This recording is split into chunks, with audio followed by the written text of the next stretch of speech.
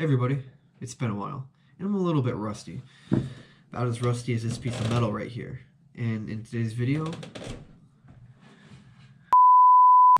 Hey everyone, and welcome to my first sort of woodworking, metalworking, and weapon building video.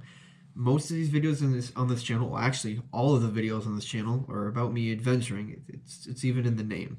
But today, I thought I would do something a little bit different since I'm stuck back home in northern New York. And, well, I need to start practicing videos because I'm going to Australia this February. And, yeah, I'm a little rusty. About as rusty as this nice piece of metal right here. I found this on the railroad tracks near my house. And I thought, I could do something with this. That'd be a challenge. And one of my most favorite things to do is make weapons. I love making weapons. I've turned saw blades into battle axes. I'm getting into forging a little bit, and I'm really one of my favorite weapon building YouTubers. You've got to check him out. Is ZNA Productions. He's been a huge influence on my video making and wanting to get into this. And pretty much the only reason I'm able to make this video is because of watching him and just being excited about woodworking and saying, you know what, I can do this. And, well, it's gotten me this far. So, first thing is we're going to need to strip some of this rust off. I went at it with a wire brush and some sandpaper, but it's just not giving me that look that I want. It's really pitted, but that's good for this weapon because we're going to go for, like, post-apocalyptic feel for this. So, first thing we need to do is get rid of this rust. So, to get rid of the rust, today we're going to be using this container, which I literally just found 5 seconds ago. And I think it's going to be perfect, so let's double check. Okay, this piece of metal. We have a container. We have our piece of metal here, which will rest down in there. We are going to use a lot of vinegar, and it's going to make a lot of waste. So maybe I can find a few other metal pieces to put in here and get stripped. Alright, here goes the gallon of vinegar. I thought it was going to be a lot more expensive, so I've been waiting forever to buy vinegar because I'm broke right now. But it was only $2, so here we go. Woo-hoo-hoo-hoo-hoo.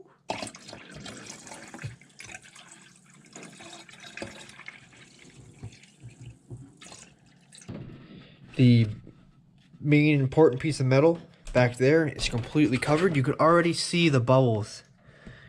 We should be all set tomorrow, and hopefully we have a few pieces of metal that are a lot better looking than they are right now. So, see you tomorrow.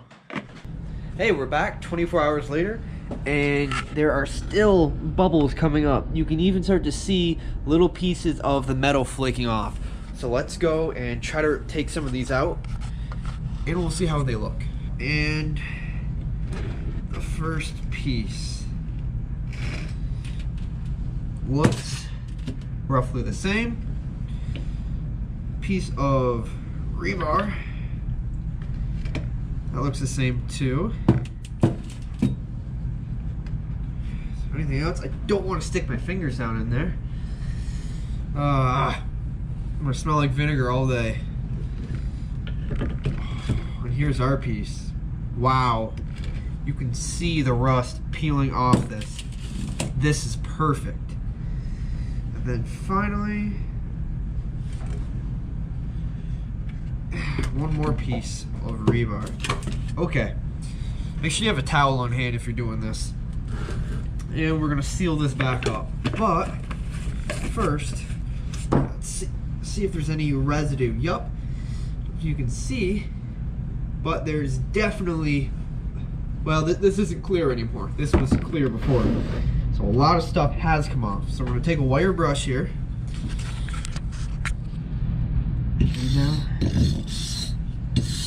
Wow, it's black now.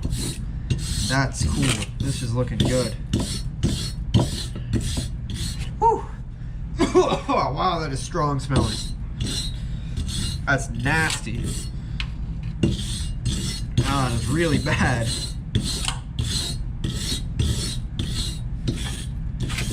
Oh, yup. It's coming off of this too. Look at that.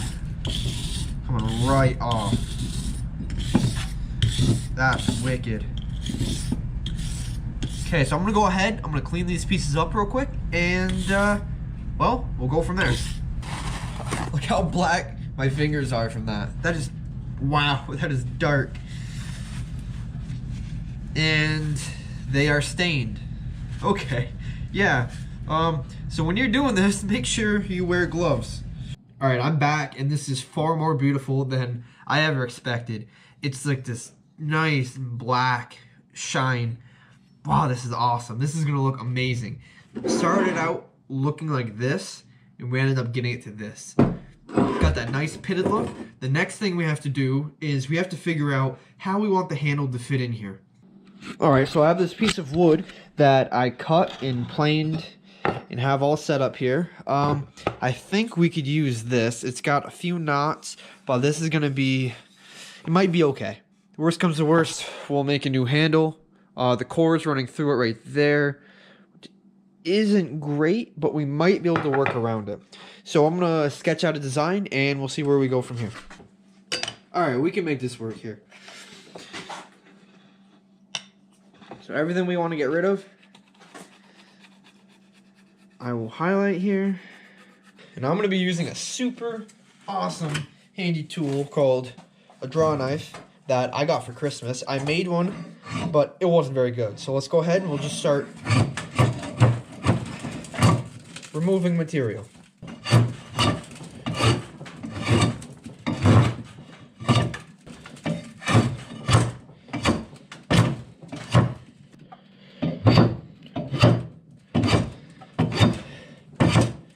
I was spending a very long time on trying to use the draw knife on this when I just got a new bandsaw.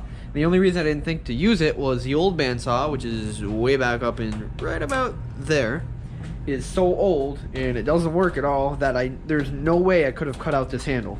I made some relief cuts, cut it out, and now I can use my sander too, which I totally forgot about, my belt sander.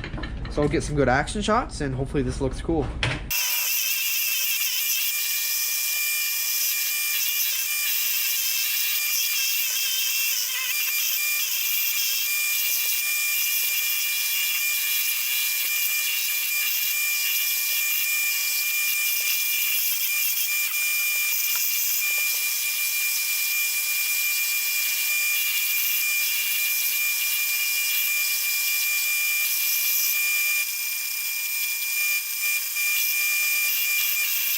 I only took it to 120 and used this bad boy right here.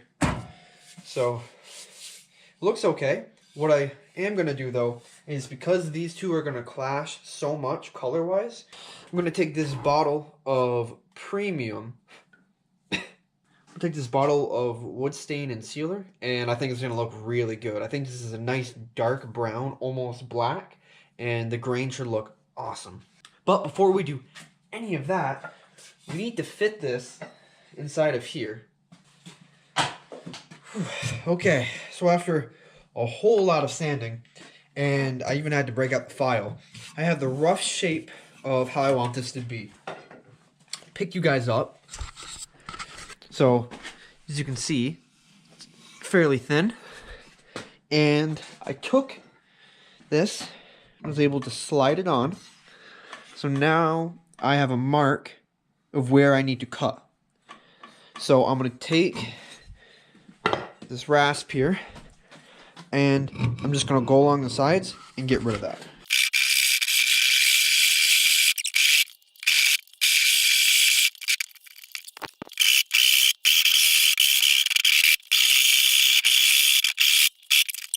Alright, and the moment of truth. It's all sanded, got the back done, it's almost there.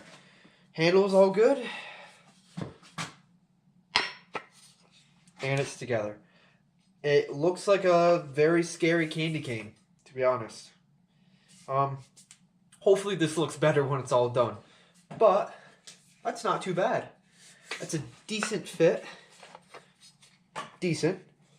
So if we take some epoxy, which I have. Oh, actually, look at the back. That's not bad. Okay, so let's get some epoxy, glue this in, and this will be part one. In part two, we'll put the rivets in. We will stain the handle, and there is something a little extra I might go and pick up to really make this piece pop.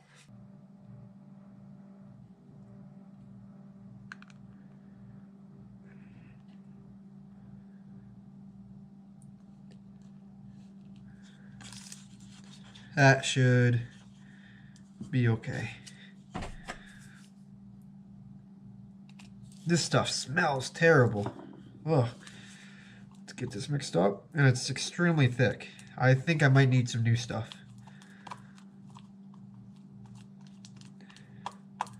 And it's very fast. I didn't make nearly enough. Very fast drawing. Yeah.